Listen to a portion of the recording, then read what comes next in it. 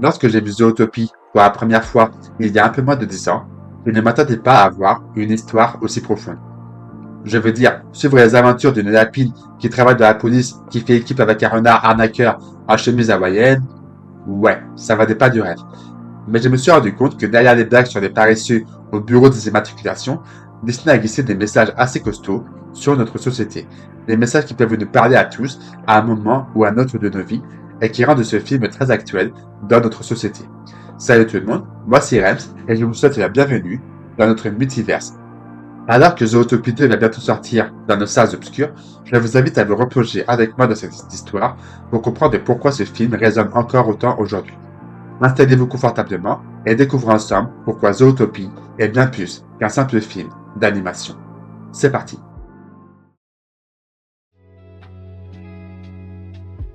Bon, petit résumé rapide pour ceux du fond qui auraient oublié. On suit Judy Hopps, une petite lapine qui rêve de devenir la première lapine policière de Zootopie. Problème, tout le monde lui dit que c'est impossible. Les lapins, c'est fait pour cultiver des carottes, pas pour attraper des méchants. Et je parie que même les Bugs Bunny seraient d'accord avec ça. Mais Judy, elle est têtue. Elle bosse dur, intègre l'académie des polices et se retrouve à donner des contraventions de stationnement. Génial. On va pas se mentir, c'est pas vraiment ce qu'elle imaginait quand elle s'est dit « je vais devenir policière ». C'est un peu comme si vous étiez cuisinier dans un grand resto et que vous vous demandez toujours de préparer des spaghettis bolognaise. C'est bon, mais au bout d'un moment, vous aimeriez bien faire autre chose. Mais c'est justement là que sa carrière va basculer. Elle croise un Nick Wilde, un renard arnaqueur avec peu de scrupules. Ensemble, ils vont enquêter sur la disparition mystérieuse de plusieurs citoyens de Zootopie. Et croyez-moi, ça va être une sacrée aventure qui va les mener des quartiers chics au bas-fond de Zootopie.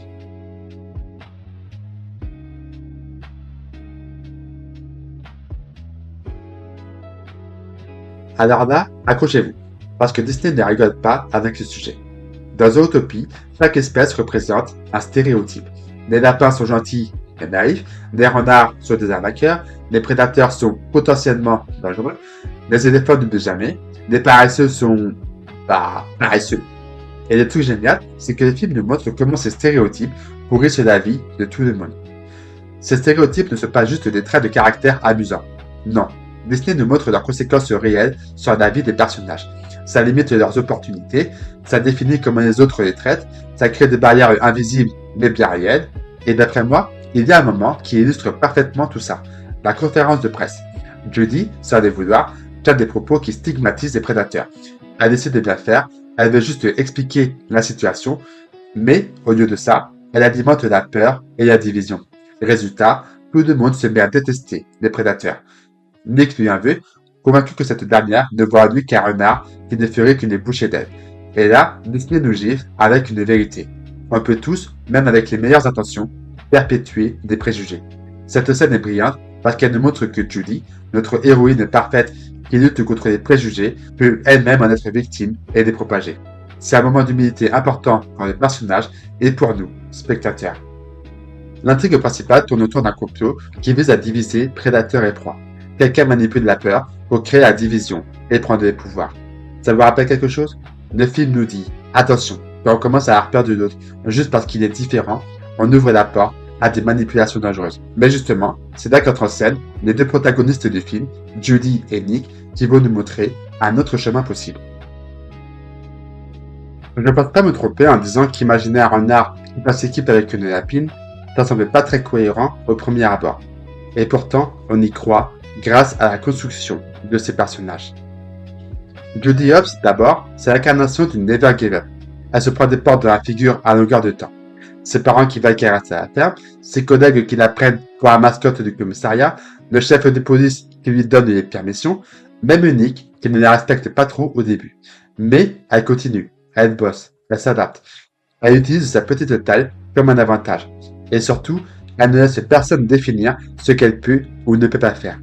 Le message, ici, est clair. Vos origines, votre physique, votre parcours ne déterminent pas votre valeur. C'est votre détermination et votre caractère qui comptent. Mais ce que j'aime surtout, c'est que Judy a un très fort sens de la justice. Elle veut apporter la paix à Zootopie. Ce n'est pas juste un rêve égoïste de devenir flic pour être cool. Non, elle veut vraiment faire une différence, rendre le monde meilleur. Mais avant tout, elle se bat pour atteindre ses rêves. Elle voulait devenir policière, personne ne croyait en elle, personne ne pensait qu'elle pouvait y arriver, et pourtant, elle l'a fait. Bon, après elle a aussi la chance de tomber sur un renard qui connaît tous les raccourcis de la ville, mais ça aide. Et justement, transition parfaite pour parler de l'autre protagoniste du film. Nick, c'est le type qui a décidé que puisque tout le monde le voyait comme un renard marionnette, autant jouer le jeu. Quand il raconte son enfance à Judy, quand elle explique qu'il voulait devenir scout, mais qu'il a été humilié par ses camarades qui ne voyaient en lui qu'un simple prédateur qui pouvait les bouffer tout cru, et qui lui a même mis une muselière sur le visage, oh là là, c'est hardcore. On comprend pourquoi Nick est devenu aussi méfiant. Tout le monde voit des renards comme des êtres vils, cruels et indignes de confiance, alors il en sera un. C'est une forme de défense, une manière de reprendre le contrôle sur la façon dont on le perçoit. C'est pour ça qu'il va se fâcher avec Judy plus tard dans le film, quand elle aura ses propos maladroits sur les prédateurs. Pour lui, c'est la confirmation que même elle, qui semblait différente, le voit finalement comme tous les autres. Mais grâce à Judy, il réalise qu'il peut être plus que ça. Parfois, il suffit d'une main tendue pour réveiller le meilleur en nous. Judy va lui tendre la main et Nick va lui rendre l'appareil. Il défend Judy devant son chef pour qu'elle conserve son travail alors qu'il aurait pu simplement partir et continuer sa vie d'arnaqueur. Lorsque Judy s'excuse pour ses propos maladroits, il lui pardonne. Et ce pardon n'est pas facile parce que ça touche à ce traumatisme d'enfance. Et puis, franchement, leur amitié est géniale. Deux espèces qui, naturellement, ne devraient pas s'entendre, mais ils prouvent que les relations authentiques dépassent les différences et que les meilleurs duos sont souvent les plus improbables. Ils se chamaillent, ils s'entraident, ils grandissent ensemble. Nick apprend à Judy à être plus rusée, moins naïve. Judy apprend à Nick à croire en lui, à être meilleur. Ensemble, ils sont plus forts. C'est exactement le genre de relation qu'on devrait tous avoir. Quelqu'un qui nous challenge et nous pousse à être meilleur. C'est exactement ce dont notre société a besoin. Plus de ponts, moins de murs. Alors, pourquoi Zootopie fonctionne-t-il aussi bien? Pourquoi ce film résonne-t-il autant des années après sa sortie? Tout simplement parce que Disney a réussi quelque chose d'assez exceptionnel. Créer un film qui fonctionne à plusieurs niveaux. Pour les enfants, c'est une aventure amusante avec des animaux mignons, des blagues, de l'action. Je veux dire, la scène du bureau des immatriculations avec les paresseux fait rire tout le monde, peu importe l'âge. Mais pour les adultes et les ados, il y a une lecture supplémentaire. On comprend les métaphores, on reconnaît les dynamiques sociales, on voit des références à notre propre société. Les personnages ne sont pas unidimensionnels, Judy n'est pas parfaite, elle fait des erreurs, elle a ses propres préjugés, Nick n'est pas juste un méchant qui devient gentil, il est complexe, blessé, mais capable de changer. Même les personnages secondaires ont de la profondeur. Le chef de police n'est pas juste un obstacle, il a ses raisons.